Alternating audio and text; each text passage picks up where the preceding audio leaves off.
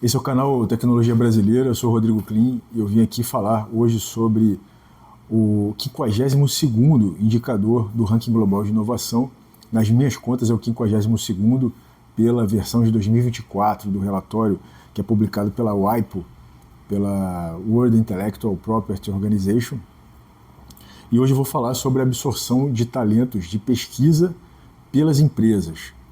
Esse é mais um indicador que mostra a origem do nosso atraso tecnológico. Eu vejo isso muito mais como uma causa do que como uma consequência, né? Porque aqui nesses indicadores, se você for acompanhar também os vídeos que eu coloquei lá no meu Instagram, no rodrigo.clean, você vai ver que alguns indicadores eles são uma causa do nosso atraso, né?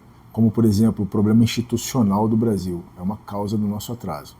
E assim, essa questão aqui, e outros, por exemplo, atraso como o indicador anterior, atraso em ICT, né, equipamentos de telecomunicações e TI, a produção a importação, ou seja, a baixa produção de equipamentos assim é uma consequência.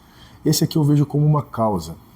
E, obviamente, que a gente está amargando aqui uma baixíssima adesão, né, de pesquisadores às empresas privadas.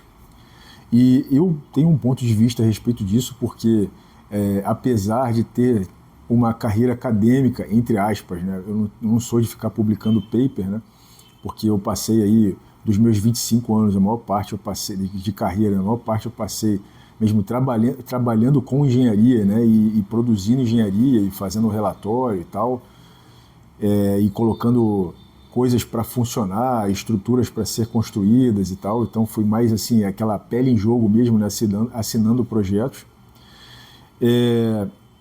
Mas eu tive também uma certa vida acadêmica. E essa vida acadêmica, ela me mostrou algumas realidades. E na verdade eu comecei a olhar para o Global Innovation Index por conta disso. Eu comecei a ver o seguinte, como é que não existe essa conexão entre a academia e as empresas, né? E eu sempre achei isso uma falha muito grande nossa no Brasil.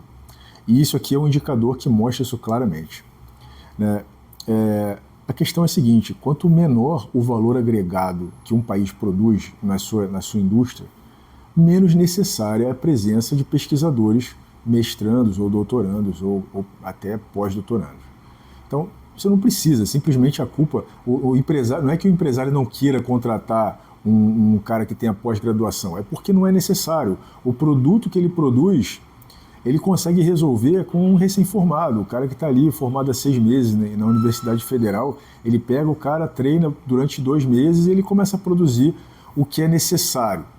Quando você começa a avançar mais a fronteira do conhecimento, a fronteira da tecnologia, que é justamente na área de produtos de mais complexidade, biotecnologia, a parte de hardware, né, de telecomunicações, aí a coisa começa a mudar de figura e você começa a precisar de gente mais qualificada para trabalhar naquela área.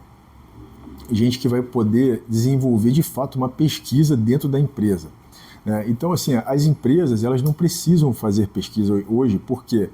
Porque para estar no mercado elas conseguem entregar um produto que é um produto comum, né? O que precisa de pesquisa a gente importa, traz de fora. Já falei disso aqui nos outros vídeos. Daí vem a questão do isolamento, né? Acaba que o doutorando, o mestrando, eles ficam desvalorizados. Então, no Brasil, o cara que quer fazer mestrado, doutorado, ele vai ter que contar com uma bolsa da universidade. Ele não vai encontrar um emprego numa empresa que vai contratá-lo por conta desse doutorado, porque é interessante para ela ter um pesquisador lá, né? Pode ser que ele consiga uma ou outra atividade em que ele consegue ter um valor maior de salário por conta do doutorado, mas não é a atividade fim dele. E acaba que essa segregação ela é natural. Não é que o pessoal da academia não goste das empresas e vice-versa.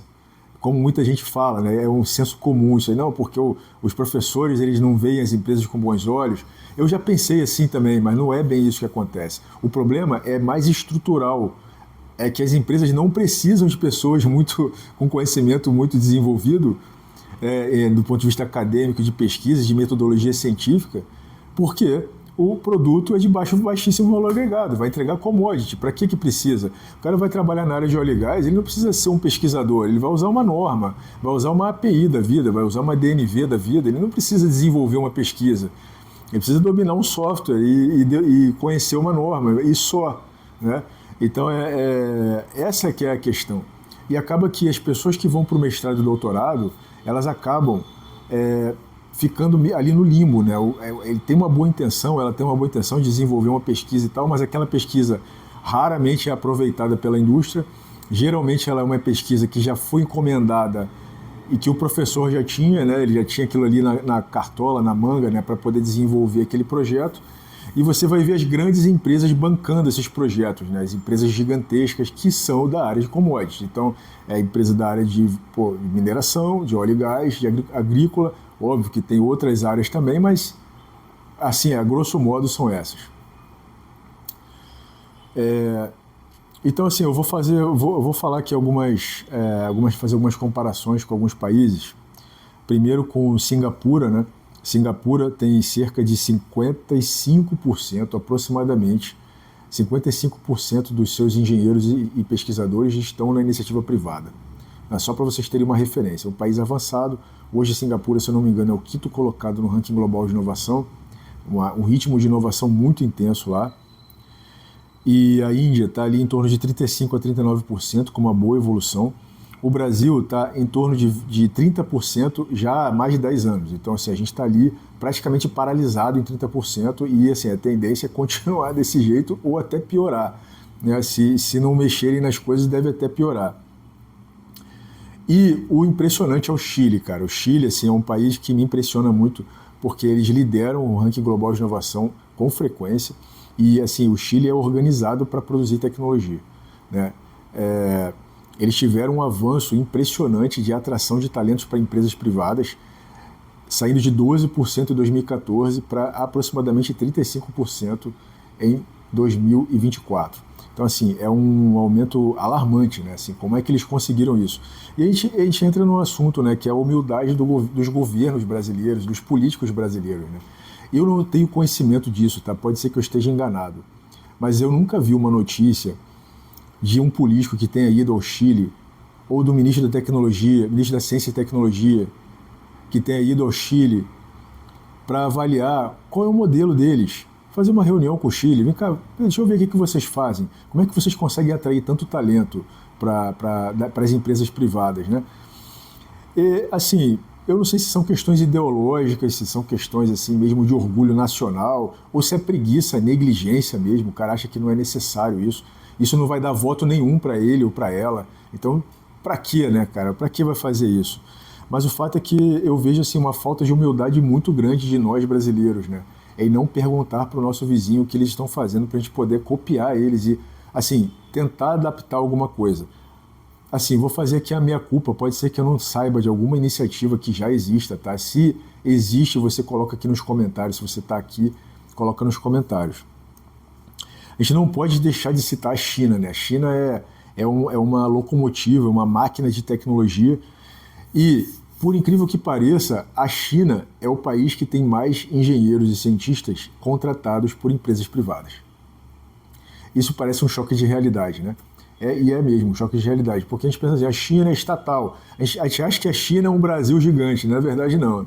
Na verdade a China ela é muito mais avançada em termos de, muito mais complexa em termos de organização econômica. O capitalismo chinês, né, ele permite que essas empresas façam um investimento em tecnologia muito agressivo, tá, com muito investimento estrangeiro chegando na China, e o governo tem um papel de criar missões tecnológicas. Então, o que é uma missão tecnológica? É quando o governo ele define qual o problema social vai ser resolvido, estabelece um grupo de trabalho de técnicos, tá? Não é que nem aqui, que bota meia dúzia de advogado lá da Assembleia Legislativa e vai lá fazer uma missão na China, o cara não entende nada do que está acontecendo ali. Tem que ser uma missão de técnicos, de engenheiros e cientistas, de pessoas preparadas. E essas pessoas criam uma missão, e essa missão ela envolve toda a sociedade.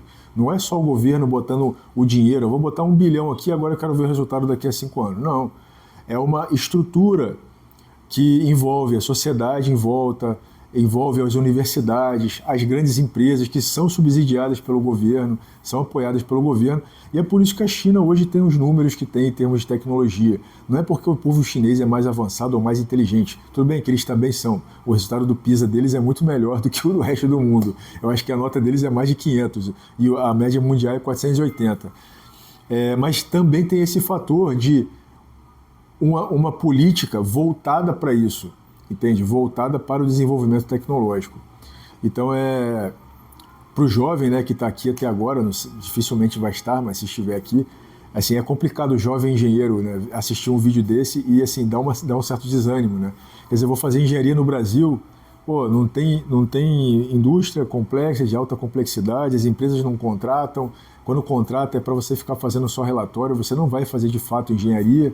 Então assim, é um pouco, eu entendo que é um pouco triste, né? Mas o meu papel aqui é colocar para vocês essa realidade pelo que eu vivi e pelo que eu estou estudando aqui no Ranking Global de Inovação. Valeu? Eu convido você a ir lá no meu Instagram, rodrigo.clean, onde eu estou falando mais sobre engenharia, sobre carreira de engenharia, e também estou compartilhando coisas sobre tecnologia também, sobre conceitos de tecnologia, né? Vou pedir para você compartilhar esse vídeo, para você dar o like, né, no vídeo e você comentar também se você achar relevante. Tá bom? Até a próxima.